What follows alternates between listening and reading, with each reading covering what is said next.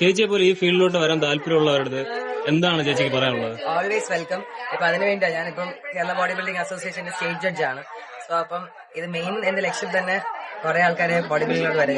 ഞാൻ തുടങ്ങുന്ന സമയത്ത് വളരെ കുറച്ച് ആൾക്കാരുണ്ടായിരുന്നു. പിന്നെ ഒരു ബ്രേക്ക് വന്നു, പിന്നെ ലോക്ക്ഡൌൺ ഒക്കെ ആയപ്പം ബ്രേക്ക് വന്നു.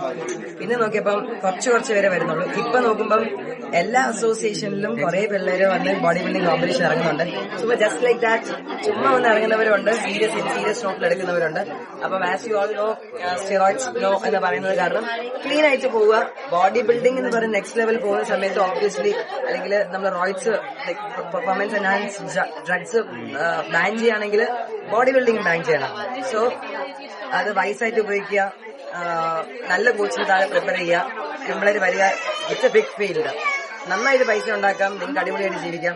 ആണുങ്ങൾക്ക് മാത്രമല്ല പെൺപിള്ളേർക്കും ഷൈൻ ചെയ്യാൻ പറ്റുന്ന ഫീൽഡാണ്, കുറെ ഏൺ ചെയ്യാൻ പറ്റുന്ന ഫീൽഡാണ്. ഇപ്പൊ നോക്കിക്കഴിഞ്ഞാൽ പെൺപിള്ളേർ ട്രെയിനേഴ്സിന് കിട്ടാറില്ല. So you can earn like that. ഞാനൊക്കെ ഒരു മാസം വെറുതെ വീട്ടിലിരുന്ന് ഓൺലൈൻ ക്ലാസ് മാത്രം കുറഞ്ഞ 1 ലക്ഷം രൂപ ഉണ്ടാക്കിയിട്ടുണ്ടാവും ഒരു മാസം. വെറുതെ ഒരു 4 സെഷൻ 5 സെഷൻസ് മാത്രം ചെയ്യണം. നിങ്ങൾക്കും നന്നായിട്ട് പഠിക്കുക, നല്ല അറിവുകൾ ആൾക്കാർക്ക് ഷെയർ ചെയ്യുക. ലിറ്റിൽ നോളജ് കൊണ്ട് ക്ലാസ് എടുക്കാൻ നോക്കിയത് അടിപൊളിയായി വരട്ടെ. വിമൻസ് ഡേക്ക് എല്ലാവർക്കും happy women's day in advance. നമ്മളെ ഈ ഫീൽഡിലോട്ട് വരിക. Let's do something. Dead lift എത്ര കിലോ വെയിറ്റ് കഴിഞ്ഞു? ഇപ്പൊ എന്റെ PR 140. ഇപ്പൊ മയ്യ കുറച്ച് എൻജലി ഡൗൺ ആണ്, അങ്ങനെ ഒരു 140 നിൽക്കുകയാണ്. പക്ഷെ ഞാനിപ്പോ ഒരു കോമ്പറ്റീഷൻ പ്രിപ്പയർ ചെയ്യുന്നുണ്ട്. ഈ ആഴ്ച ചിലപ്പം വിമൻസ് ഡേയുടെ അന്ന് ഹോസ്റ്റ് ചെയ്യാൻ വേണ്ടി വിളിച്ചിട്ടുണ്ട്. ടിക്കറ്റ് കുറച്ച് ഹൈ ആയിരിക്കുക. ടിക്കറ്റ്സ് എങ്ങനെ കിട്ടില്ല. ടിക്കറ്റ്സ് കിട്ടിക്കഴിഞ്ഞാൽ I will be flying to Delhi. ഞാൻ എനിക്ക് പ്രൈസ് അടിക്കില്ലെന്നല്ല, ബിസിനസും കാര്യങ്ങളും എല്ലാം തിരക്കിനിടയിൽ പ്രാക്ടീസ് ചെയ്യാൻ കൂടെ നേരെ കിട്ടുന്നില്ല. സ്റ്റിൽ ഒരു അത്ലറ്റിക് ബോഡി അങ്ങനെയാണോ ഉദ്ദേശിക്കുന്നത്, അതോ മറ്റേ ഈ ബോഡി ബിൽഡിംഗ്? ഇപ്പൊ ഞാൻ ചെയ്യാൻ പോകുന്നത് സ്ക്വാട്ട് കോമ്പറ്റീഷൻ ആണ്. പവർ ലിഫ്റ്റിംഗ് പോലത്തെ.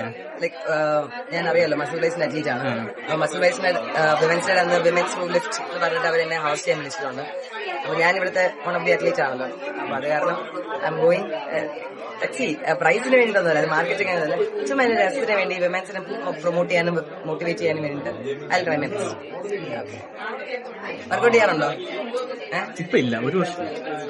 അശ്വന്റെ ക്ഷീണം കണ്ടപ്പോൾ മനസ്സിലായി. എല്ലാവരും വർക്കൗട്ട് ചെയ്യുക. നിങ്ങൾ ഇത്രയും സ്ട്രെസ്ഫുൾ ആയിട്ട് ലൈഫിനിടയിൽ ഞാൻ എവിടെ പോയാലും വർക്കൗട്ട് മാത്രം ഭയങ്കര റിലീഫാണ്. എത്ര വലിയ ഹാർഡ്ഷിപ്പ് ഉണ്ടെങ്കിലും you can come outside from this.